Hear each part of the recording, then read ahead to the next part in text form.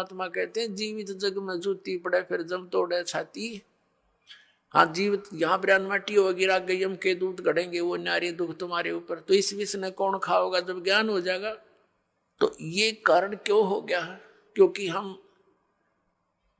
भगवान के विधान से अपरिचित होकर पाप कर रहे हैं। अब छोटे छोटे बच्चों को दास देखता है, बड़ी खुशी होती है।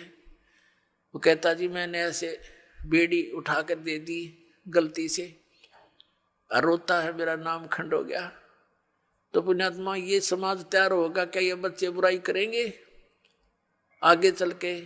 ये ऐसा सोच समाज तैयार हो जाएगा, इनको देख देख और आदमी भी दूसरे भी इनका अनुसरण करेंगे। छोटे छोटे बालक ऐसे नेक नीति से रह रहे हैं।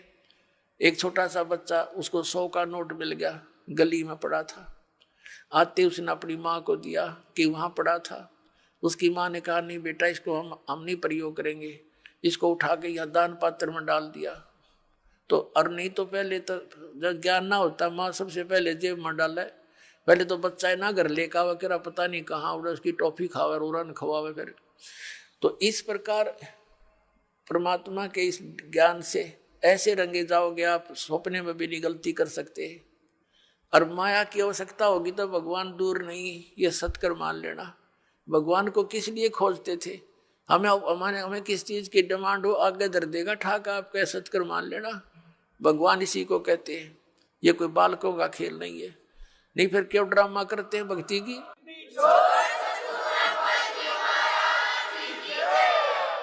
ये वो समृद्ध शक्ति है, एक वचन में सब कुछ कर सकता है आपके लिए, लेकिन उसके कराने योग्य आपने बनना पड़ेगा।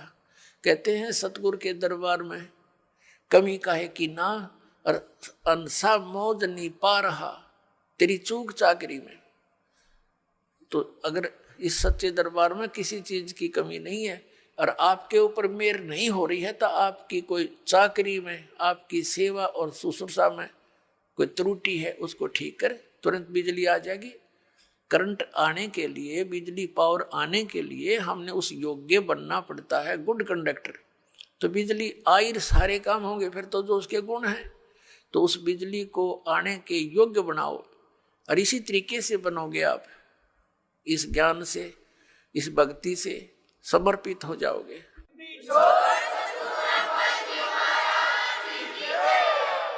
अब प्रसंग चल रहा है सतगुरु के उपदेश का, लाया एक विचार, जय सतगुरु मिलते नहीं जाते नरक द्वार।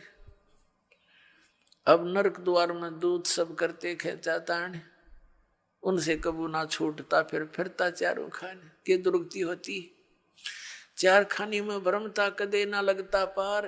और ये सब फेरा मिट गया मेरे सतगुरु के उपकार, यानी उस परम संत, उस संत की कृपा से, इस मंत्र की प्राप्ति से मेरा यू सारा जो दुख था ये बाईपास निकल गया। 100 फेरा सब मिट गया मेरे सतगुरु के उपकार। फिर क्या बताते हैं, 7 समुद्र की मसीह करूं और लेखनी करूं बन राय, धरती का कागज करूं गुरु गुण लिखो न जाए। होय होय। अब बता के गुण लिखेंगे इस परम पिता परमात्मा का? इतने कष्टों से हमें निकाल दिया। एक कुत्ते का जीवन लिखने लगो, एक मक्के के दुख है उसके ऊपर। गर्मियों सर्दियों के दिन, सर्दी का मौसम, गली में पड़ा है। पहले वो कोठी में रहता था, एसी रूम में, बिना भक्ति के। देख कहाँ बना उसका प्लेटफार्म। फिर गली में बैठा है, सह परिवार लेटा है, कुतिया कुत्ते बनकर।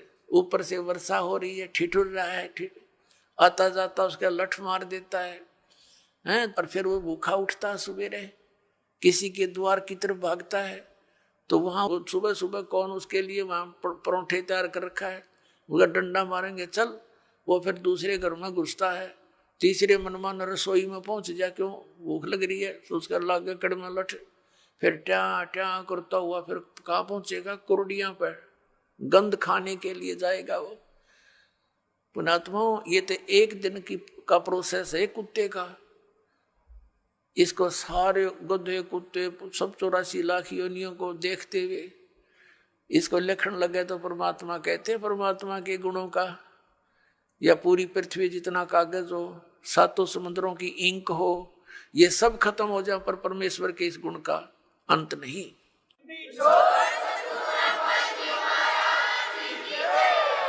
अब पुण्यात्मा परमात्मा बताते हैं, गुरु गोविंद कर जानियो रहियो शब्द समाए, मिले जब दंडवत बंदगी नहीं तो पल पल ध्यान लगावे।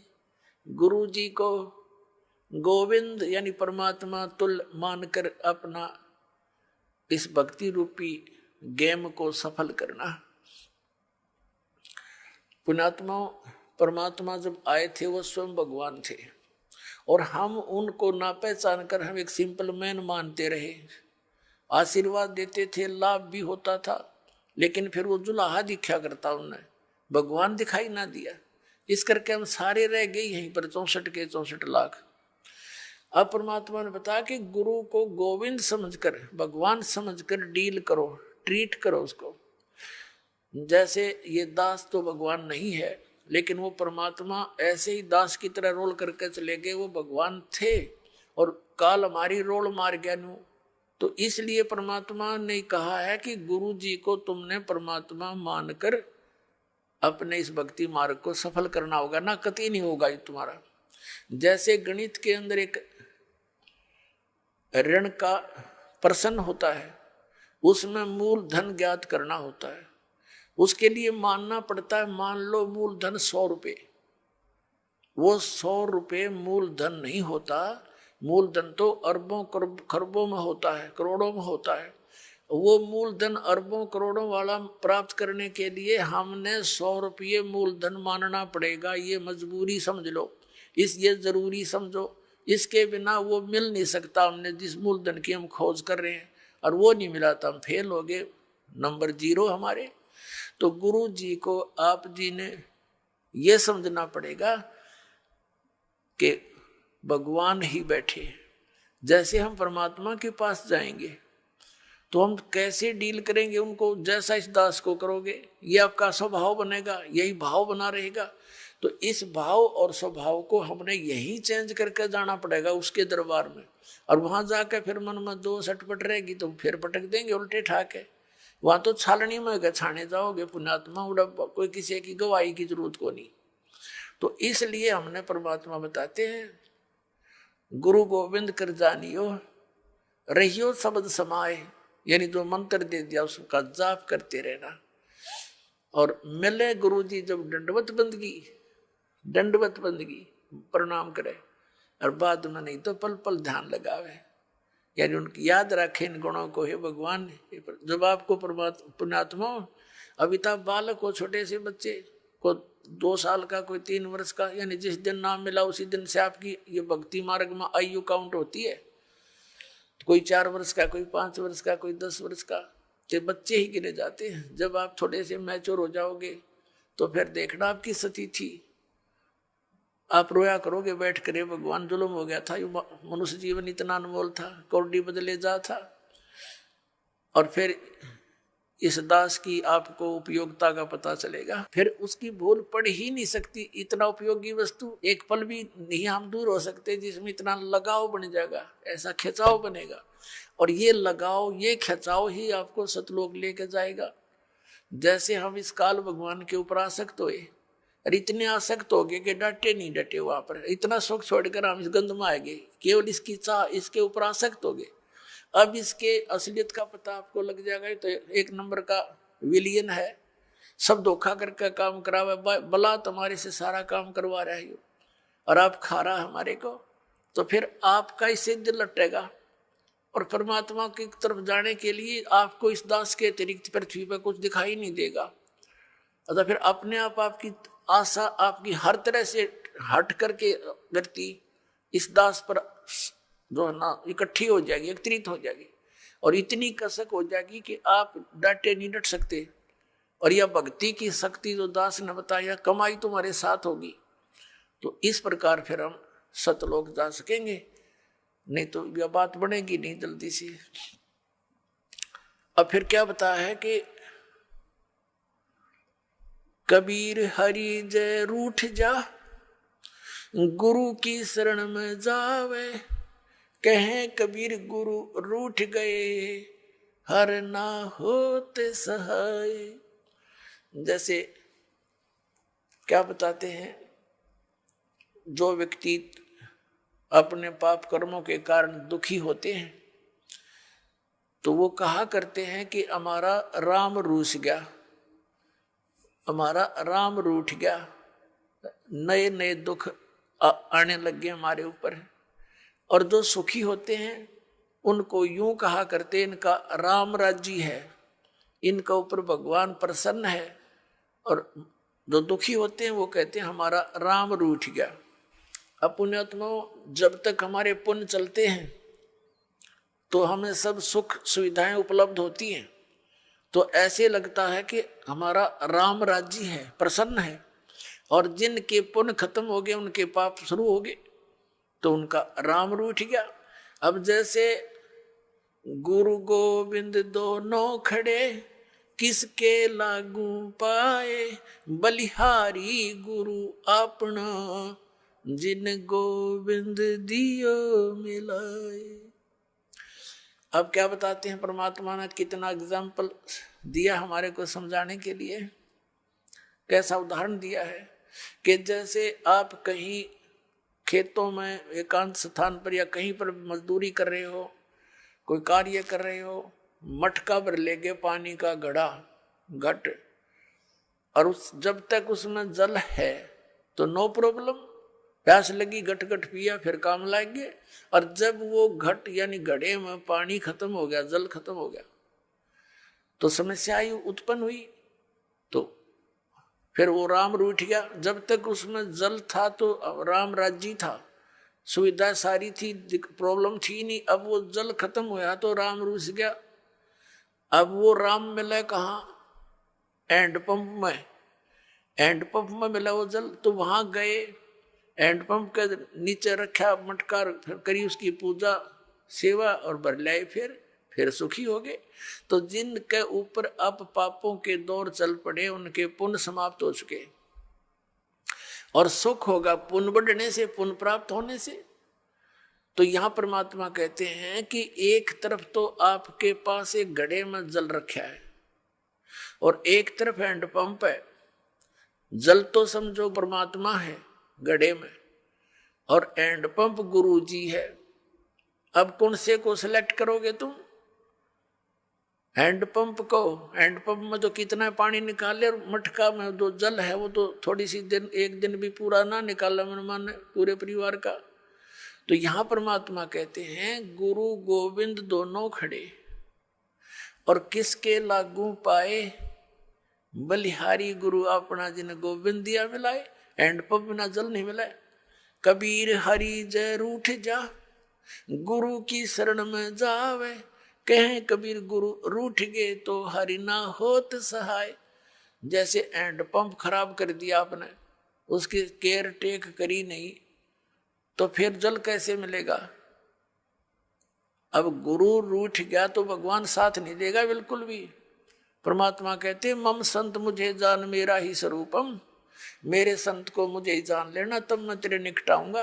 नहीं तो परमात्मा ये सोचते हैं जैसे जैसा व्यवहार आप इस दास के साथ करते हो और जो सोच इस दास के प्रति रखते हो, तो परमात्मा ये वो करते हैं, निरीक्षण करते हैं, जांच करते हैं कि यदि इस दास के स्थान पर वो मालिक विराजमान होते तो आप जी ऐसा ही व्यवहार करते, क्योंकि परमात्मा एक धारणक रूप में रहा करते, ऐसी क्रिया करते थे जैसे आप जी करते हो। और वो शूद्र वर्ण में जैसे महर्षि रामानंद पंडित जी बड़े विद्वान माने जाते थे, और परमात्मा उनको इस काल के जाल से निकालना चाहते थे। 5 वर्ष के बालक रूप में परमात्मा अपनी लीला में शरीर दिखा रहे थे। रामानंद जी का एक शिष्य था, उस शिष्य को परमात्मा ने एक प्रश्न किया था कि तुम विष्णु जी को सर्वेश्वर बताते हो, इनका तो जन्म मृत्यु होता है, पुराणों में ऐसा लिखा है। जिस बात से क्षुब्ध होकर के उस रामानंद जी के शिष्य ने परमेश्वर कबीर जी से कहा था, क्या तूने दीक्षा ले रखी है, तूने पुराणों का ज्ञान कहाँ से हुआ? परमात्मा ने कहा कबीर जी ने कि मैंने दीक्षा ले रखी है, गुरु बना रखा है, जो तेरा गुरु जी है वही मेरा गुरु जी है। उस समय केवल ब्राह्मणों को दीक्षा देते थे, उन्हीं को भक्ति का अधिकारी मानते थे, अन्य को तो टोटके टाटके बता कर उन महाराज जी रखा करते थे और कथा सुना सुना कर उनसे चंदा अपना वो लेते थे दान। इस बात से अक्षुब्ध होकर के तूने एक शूद्र होकर मेरे गुरु जी की बेइज्जती कर दी है, एक पंडित को अपना गुरु बताया है। रामानंद जी से कंप्लेंट की गई, कबीर परमात्मा को वहां बुला लिया गया। बहुत से श्रोता वहां विराजमान थे।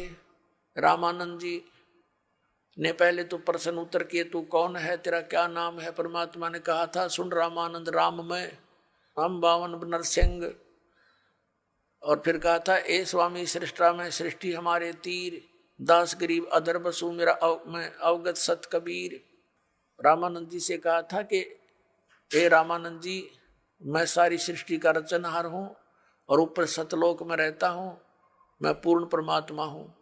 इस बात से दुख मान गया रामानंद जी, बहुत सी गाली गलौज किया परमात्मा के प्रति कि तू नीच जात का है, छोटी जाति ऊंचा मुंह बातें करता है, तो कुजात है, तेरे माँ का पता ना पिता का पता, पता नहीं कहाँ मिला था। इस तरह की ऊंची मंदी बातें कही और परमात्मा खुश होकर खड़े रहे, जैसे एक सुयोग्य शिष्य ने अपने गुरु जी के सामने, चाहे वो कुछ भी बोले, वो कोई ऑब्जेक्शन, कोई दोष मन में नहीं आना चाहिए। ये रिहर्सल हमें बता कर गए थे परमात्मा। रामानंद जी गाली दे रहे और परमात्मा खुश होकर खड़े कि आप जो कहो सिर उधारिये, लेकिन मैं हूं वही जो आपको दास ने बताया, मैं परमात्मा हूं। रामानंद जी का नहीं यकीन हुआ, वो बीच में पूजा करने लग गया कि रुक जा थोड़ी देर। बीच में पर्दा लगा दिया कि मैं शूद्रों के दर्शन भी नहीं करता, ये दिखाने के लिए। और झोपड़ी के अंदर बैठकर एक पूजा करने लगा, जैसे भगवान विष्णु की काल्पनिक मूर्ति बनाई। ये शालिग्राम की पूजा ऐसे करते थे जैसे विष्णु जी की मूर्ति को, श्री कृष्ण की मूर्ति को नवाते गंगा जल से, फिर उनको साफ कपड़े पहनाते, छोटे छोटे कपड़े बनवा रखे होते। तो ऐसे वो कल्पना से कर रहा था, कोई ओरिजिनल वस्तु नहीं थी अंदर। और वो क्या करते हैं कि सब कपड़ों को उतार कर भगवान के सब नवा धोवा के फिर धोती बांध देते हैं, कुर्ता बना देते हैं, तिलक लगा देते हैं, मुकुट रखते हैं और साथ में कंठी की माला भी, एक कंठी भी डालते हैं, जो वैष्णव साधुओं की पहचान होती है। तुलसी के एक मनिए की, एक ही मन का होता डोरी में। अब मुकुट रख दिया, उस दिन माला डालनी भूल गए रामानंद जी। अब रामानंद जी ने सोची आज तो बात बिगड़ गई भाई, माला डालनी भूल गए, लेकिन उस दिन जो कर्म कांड के अंदर मुकुट रख दिया तो मुकुट उतारा नहीं जा सकता, पूजा खंडित मानी जाती है उस कर्म कांड के अंदर। और यदि पूरा श्रृंगार नहीं हुआ, कंठी नहीं डली, तो भी पूजा खंडित, इनकम्प्लीट रह गई। तो रामानंद जी ने सोचा इस मुकुट के ऊपर से डाल देता हूं। वो मुकुट में फंस गई, अंदर नहीं जा रही है। बड़ा चिंतित हुआ। पुण्यात्मा भगत ही होते हैं, ठीक अवस्था डले ढोरे हैं, लेकिन भक्ति के लक्षण उनमें विद्वान रहते हैं।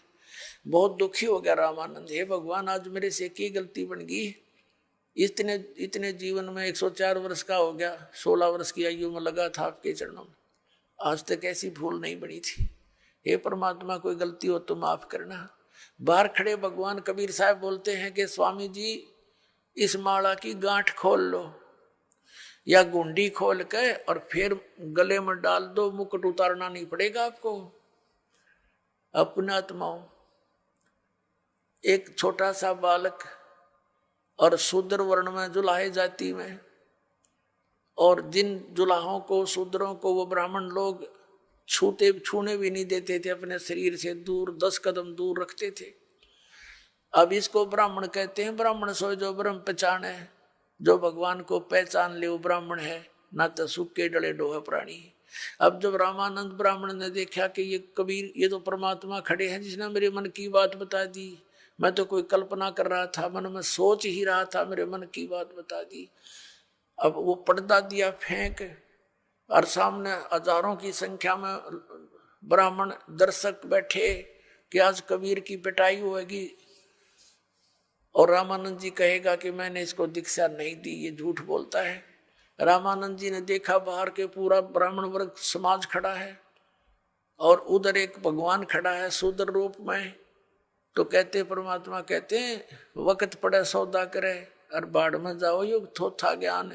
उसी समय उस बालक की को ऐसे अपने सीने से लगा लिया परमात्मा को रामानंद जी ने। बोलो सतगुरुदेव की।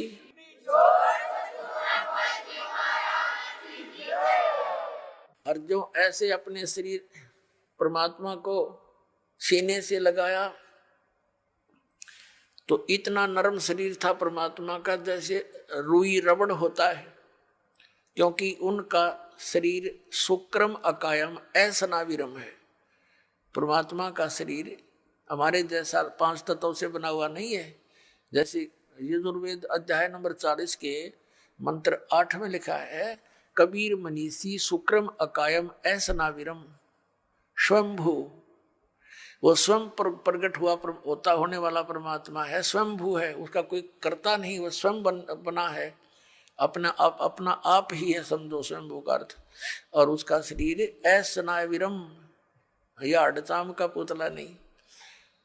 तब रामानंद जी ने कहा था, मन की पूजा तुम लखी, ये मुकुट माल परवेश, गरीब दास गति कौन लखे, तेरा कौन वर्ण के भेख। ओए होए।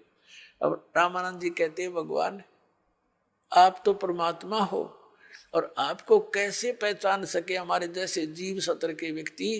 आप किस तरह वेशभूषा में 5 वर्ष के बालक की आयु में और कौन से वर्ण में यानी जुलाए जाति में खड़े हो, आपको भगवान कैसे माने हम, ये जीव कैसे समझ सकेंगे परमात्मा। मेरी तो आपने भ्रम निवारण कर दिया।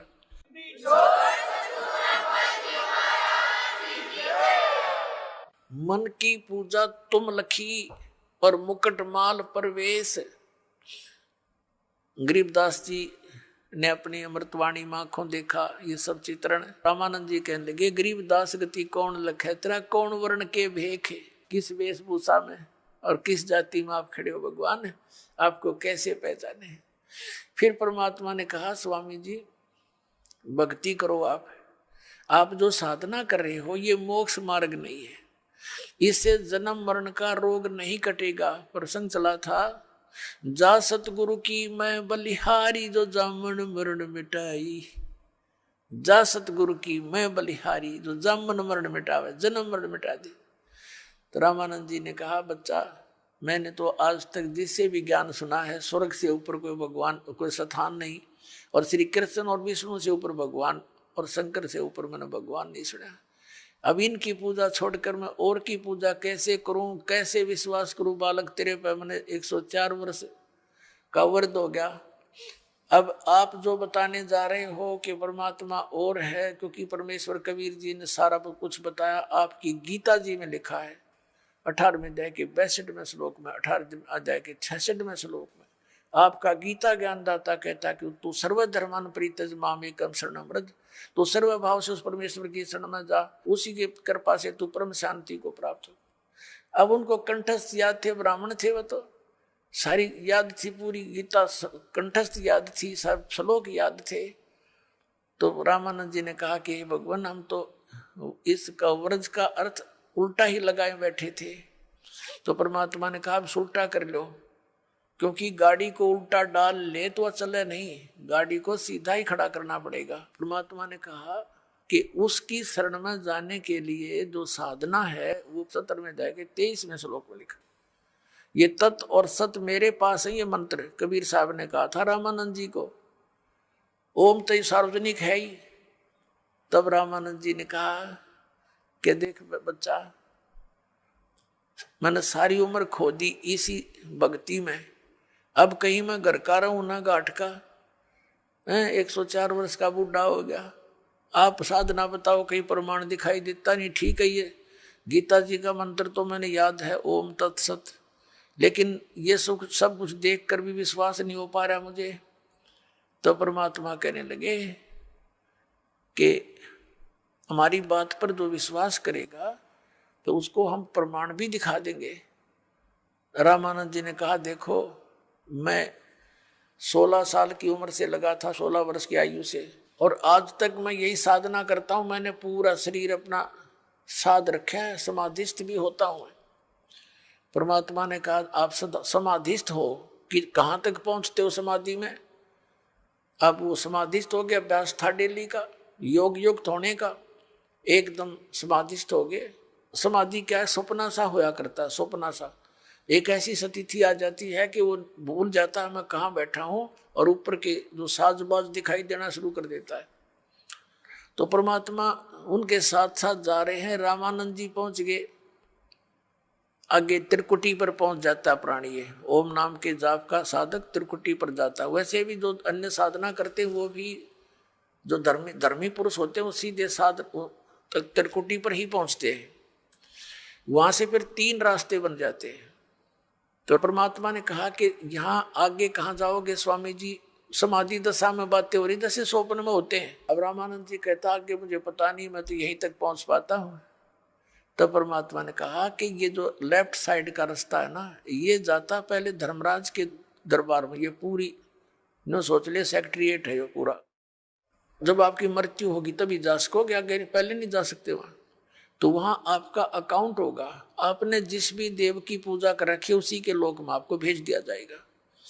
तो ऐसे ही सबका अकाउंट यहाँ होकर के फिर उन अन्य स्थानों पर भेजा जाता है। राइट साइड के अंदर ये 88,000 खेड़े हैं, और ये दूसरे टाइप के व्यक्ति इधर भेजे जाते हैं।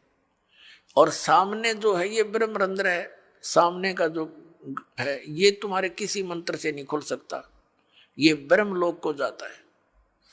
आपके पास जो मंत्र हैं आप जाप करते हो, ओम नमः शिवाय या ओम भगवते वासुदेव या हरे राम कृष्ण राधे श्याम, इन करके जाप देख लो आप। रामानंद जी ने सारा कुछ कर लिया लेकिन वो गेट नहीं खुला। तो परमात्मा ने कहा मैं खोलूं मेरे सतनाम से? परमात्मा ने कहा देख मैं सिमरण करता हूं सतनाम का। वो तो मालिक थे, सिमरण किया, एकदम सामने का गेट न पट दे ही खुल गया। अका जाए मेरे साथ। उनके अब अंदर जाते ही ऑटोमेटिक ही फिल्म बंद हो गया।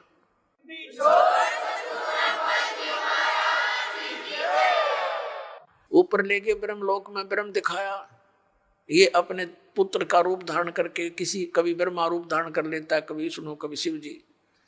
इससे आगे फिर ले गया इसके 21वें ब्रह्मांड में तपस्या दिखाई, जहां ये भून कर 1 लाख प्राणियों को खाता है। फिर परमात्मा परब्रह्म के लोक में यानी 11वें द्वार से पार करके परब्रह्म के लोक में प्रवेश किया। परब्रह्म से आगे फिर अपने लोक में सतलोक में, परम अक्षर ब्रह्म के लोक में सतलोक में ले गए, बौर गुफा को पार करके, 12वां द्वार पार करके। तो वहां क्या देखा? वहां की जो स्थिति, जो भगवान वहां रहते हैं, वहां तेजो में शरीर है परमात्मा का, उसको सतपुरुष कहो, परम अक्षर पुरुष कहो, उसको कबीर भगवान कहो। तो सतपुरुष के एक रोमकूप में करोड़ सूर्य मिला दे, करोड़ चंद्रमा ऐसी रोशनी है उस परमात्मा की, उससे भी तेज है। और नीचे से जो कबीर साहब गए थे 5 वर्ष के बालक की आयु में, वहां चवर उठा के अपने दूसरे रूप पर चवर करने लगे। तो रामानंद जी ने सोचा कि ये कबीर जी तो यहाँ का कोई देवता है, गण है, और ये है सचमुच वो परम अक्षर ब्रह्म जिसके विषय में गीता में कहा है। तो उसी समय वो सोच ही रहे थे, वो तेजो में शरीर जो तख्त पर, तख्त माने सिंहासन, तख्त का अर्थ कोई यूं नहीं है लकड़ी का तख्त पर बैठे, यानी अनंत कोट ब्रह्मांड के कंट्रोलर के सिंहासन पर विराजमान है। वहां से खड़े हुए और चवर ले लिया परमात्मा से 5 वर्ष के बालक से, और 5 वर्ष का बालक बैठ गया उस अनंत कोट ब्रह्मांड के सिंहासन के ऊपर कबीर रूप में। और वो तेजो में शरीर परमात्मा कबीर जी 5 वर्ष के बालक पर एक सेवक की तरह ऐसे सेवा करने लगे चंवर से। रामानंद जी सोच ही रहे थे कि ये क्या चक्कर हो रहा है, छोटा सा बालक कबीर जुलाहा, और ये इस पर यूं भगवान चंवर करता। इतने में तेजो में शरीर परमात्मा का जो था वो कबीर 5 वर्ष के बालक में समावेश कर गया। अकेले कबीर जी बैठे रह गए, 5 वर्ष के बालक। तब रामानंद जी से कहा परमात्मा ने कि Swami ji I am God, मैं परमात्मा हूं।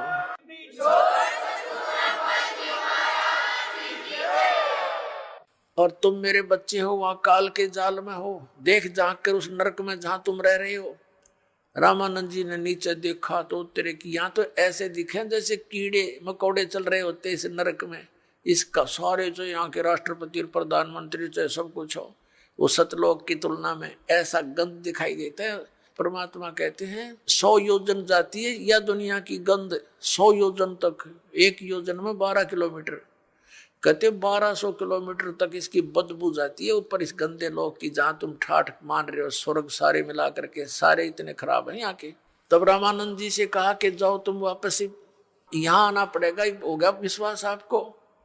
अके भगवान हमारी ताएं खुल गई। जब वापस आए शरीर में, सामने फिर बैठे परमात्मा, वही 5 वर्ष के बालक रूप में जागोष्ठी हो रही थी उनकी। चरण पकड़ दिए 104 साल के उस वृद्ध ने, ब्राह्मण ने, सच वो था ब्राह्मण, और 5 वर्ष के दानक के पैर पकड़ दिए उस बालक के, और कहा कि 2 ठोड़ है, एक तू बहा एक से 2, और गरीबदास हमकार ने तुम आए हो मुग्धो।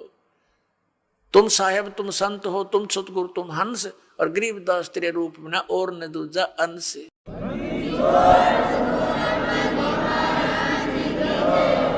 सत्संग के अंदर ज्ञान कराया जाता है कि मनुष्य जीवन किस लिए प्राप्त हुआ, मानव जीवन का मूल उद्देश्य क्या है। तो उसमें याद दिलाया जाता है कि महापुरुषों की वाणी प्रमाण के अंदर ली जाती है, और वो अमर वाणी जो परमात्मा स्वयं आकर के यथार्थ ज्ञान हमें सुनाते हैं, जिसको गीता जी अध्याय नंबर 4 के श्लोक 32 में सच्चिदानंद घन ब्रह्म की वाणी कहा है, कबीर वाणी कहा है।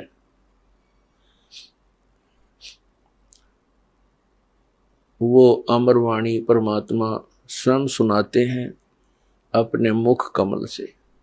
तो इन महापुरुषों की और परमात्मा की उन अमर वाणियों को आधार बनाकर सत्संग सुनाया जाता है, और उसके अंदर सत्संग के अंदर सभी सद्ग्रंथ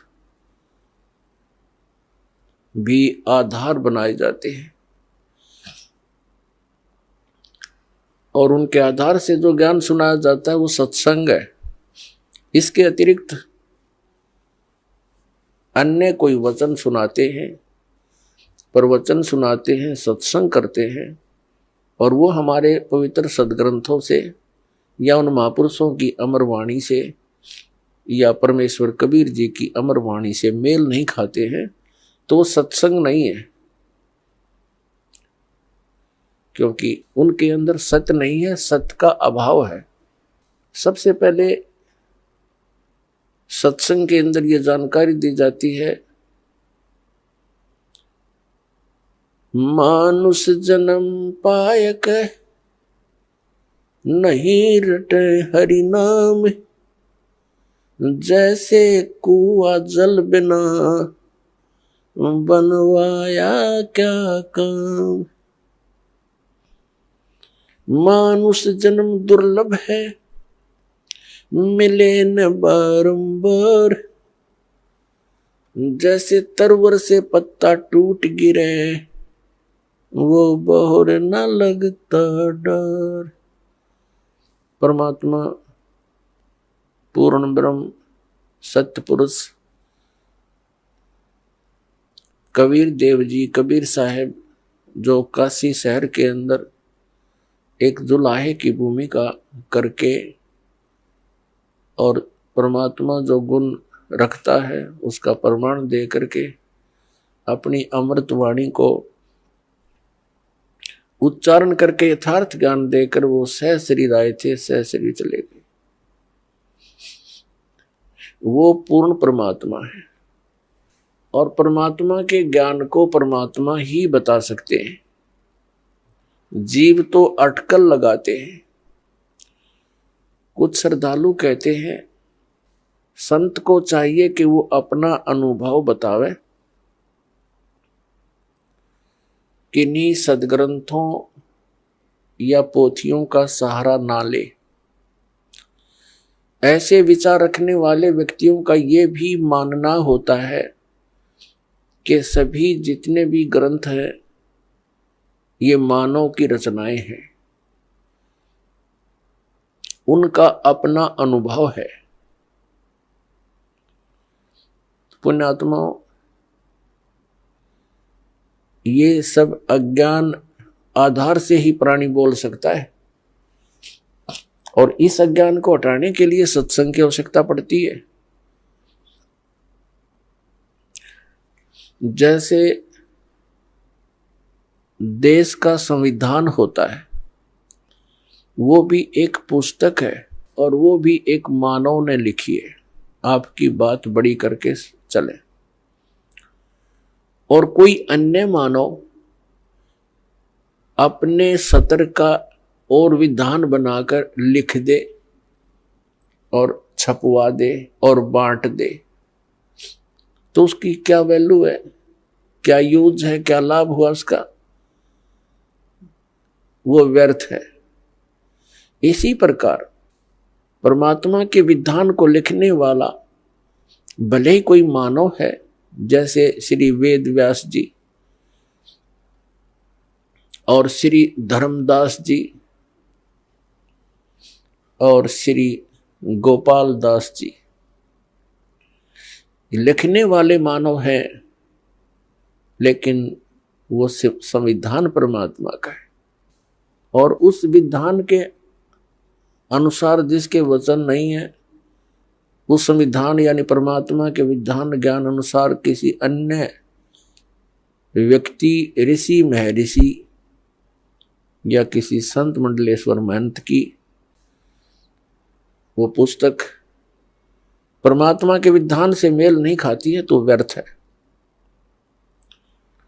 दूसरी बात रही कि संत को चाहिए कि वो अपना अनुभव बतावे, पुस्तकों का आधार ना माने। ये भी एक बालक के विचार हो सकते हैं जिसने कभी विद्यालय देखा ही ना हो।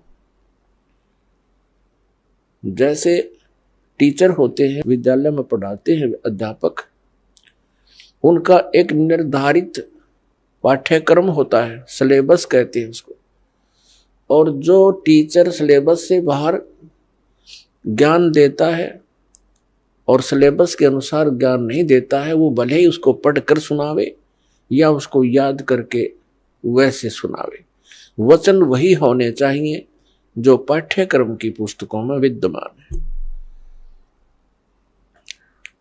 तो वो टीचर ठीक है, हितैषी है, और जो उन पाठ्यक्रम की पुस्तकों से हटकर अपनी कोई अन्य बकवाद सुनाता है, तो वो टीचर ठीक नहीं।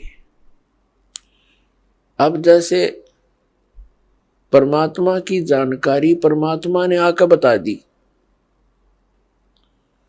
और उन्होंने ये भी ज्ञान दे दिया कि तुम ऐसे ऐसे करो जिस कारण से तुम वहां उस स्थान को प्राप्त कर लोगे जहां जाने के बाद फिर लौटकर संसार में कभी नहीं आना पड़ता। उसको पूर्ण मोक्ष कहते हैं।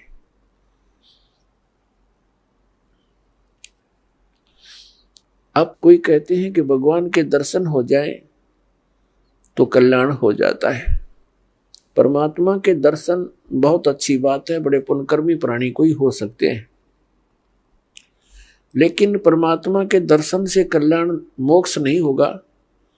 परमात्मा ने आकर के जो ज्ञान दिया है उसके अनुसार भक्ति साधना, नाम की कमाई, यज्ञ हवन, जो भी जानकारी दी है उनके करने से मोक्ष होगा। उदाहरण के लिए जैसे पवित्र हिंदू धर्म के अंदर हम मानते रहे और मानते हैं जब तक ये ज्ञान नहीं होता कि भगवान शिव जी और उनकी धर्मपत्नी पार्वती जी इकट्ठे ही रहते थे एक ही परिवार में, और सबसे ज्यादा दर्शन पार्वती ही किया करती थी, लेकिन कल्याण नहीं हुआ। कल्याण हुआ उसका जब उनको भगवान शिव ने वो मंत्र दिया और पार्वती जी ने जाप किया, तब उनका उतना कल्याण हुआ जितना भगवान शंकर जी के द्वारा दिए गए मंत्र से होना है। लेकिन वो कंप्लीट मोक्ष नहीं है। फिर भी जो विषय है उसी से चलते हैं। कहने का भाव यह है कि भगवान के दर्शन पुण्यकर्मी प्राणी को ही होते हैं, लेकिन संत जो बताते हैं, परमात्मा जो ज्ञान देकर जाते हैं, उसके अनुसार साधना करने से ही मोक्ष होगा। नाम की कमाई करनी पड़ेगी। कुछ एक ऐसे सिरफिरे संत हैं, वो ये कहते हैं नाम की कमाई कुछ काम नहीं करे, नाम का जाप करने की कोई आवश्यकता नहीं, सतगुरु पार कर देगा। वो टीचर नहीं, वो दुश्मन है विद्यार्थियों का, जो विद्यार्थियों को ये कहता है कि तुमने पढ़ने की आवश्यकता नहीं, टीचर पास कर देगा। और ये अपने आप में संत भी कहते हैं, और श्रद्धालु इनके पास भी इकट्ठे होकर के संत मान करके इनके गुणगान करते हैं, इनके विचार सुनते हैं, फॉलोअर बन जाते हैं। इसका कारण क्या है कि हमें बिल्कुल ज्ञान नहीं है अध्यात्म का, और जब तक हमें अध्यात्म ज्ञान नहीं होगा, ये संत हमारा ऐसे ही अंडोला बनाए रखेंगे। किसी ने 4 अटपट बातें अलग से कर दी, हमने ऐसा लगेगा कि ये पूर्ण संत है। तो दास का उद्देश्य है कि आप जी को अध्यात्म ज्ञान से इतना परिचित करवा दूं कि आप किसी से भ्रमित ना हो सके। नाम दे देना ये तो आसान सी बात है, उसका आपने सिमरण करना है, बहुत अच्छी बात है। लेकिन बने बनाए काम ने बिगाड़ दिए। कोई सिर्फ राग है कि वो संत पूर्ण है, वो ऐसा बताता है, वो ऐसा करता है, तो आप जी उनको इस ज्ञान के आधार से अपने सतर से ही रिजेक्ट कर दो कि नहीं, आप भ्रमित हैं, आप जी को ज्ञान नहीं। तो पुण्यात्मा, अपना अनुभव बताना अच्छी बात है, लेकिन वो अनुभव उन सदग्रंथों से मेल खाता हो। जैसे एक थ्योरी होती है, जैसे बच्चे प्रैक्टिकल करते हैं लैब में, तो प्रैक्टिकल करने से पहले उनको एक लिखित विधान, उसकी प्रक्रिया दी जाती है। फिर बच्चे उनको पढ़ते हैं कि कौन सी कैसे कैसे करना है, उसको पढ़कर फिर वो प्रैक्टिकल करते हैं। तो ये ज्ञान जो है ये एक थ्योरी है, यानी ये लिखित जानकारी है जो प्रैक्टिकल हम करने जा रहे हैं। जिनकी थ्योरी ही गलत है तो प्रैक्टिकल भी ऑटोमेटिकली गलत होगा। तो हमारे जो सदग्रंथ है ये हमारी थ्योरी है, और परमात्मा के जो साधन उसमें वर्णित है वो करना हमारा प्रैक्टिकल है। फिर उनके करने से जो उपलब्धि होगी वो भी सदग्रंथों में लिखा हुआ है। फिर वो बताने की आवश्यकता कैसे पड़ेगी, अपना अनुभव बताओ। तो इस प्रकार ये भ्रमित व्यक्ति कदम कदम पर बैठे हैं, भ्रमित करने वाले। श्रद्धालुओं की कमी नहीं, श्रद्धालु को तो परमात्मा की एक विशेष कसक होती है और वे परमात्मा के लिए भटक रहे हैं। आत्मा जब से मालिक से बिछुड़ी है, इसको उसी समय से उसकी आवश्यकता महसूस हो गई थी। जिस भक्त आत्मा ने सृष्टि रचना सुन रखी है, तो उनको ज्ञान है कि पहले तो हम अपनी स्वेच्छा से इस काल भगवान के साथ लग गए और भगवान से विमुख हो गए,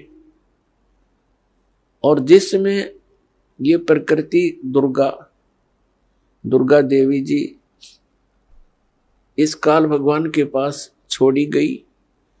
उसी समय से इस काल ने हमारे साथ दुर्व्यवहार प्रारंभ कर दिया और उसी दिन से और आज तक हमें सिवाय परेशानी के कुछ नहीं मिला। तो उसी समय इसको महसूस हो गया था, इस दुर्गा को पुकार की थी, भगवान मुझे बचा ले। अपने पैर पे कुआड़ा मार के हम यहाँ आए हैं और पुकार करते हैं भगवान बचा ले।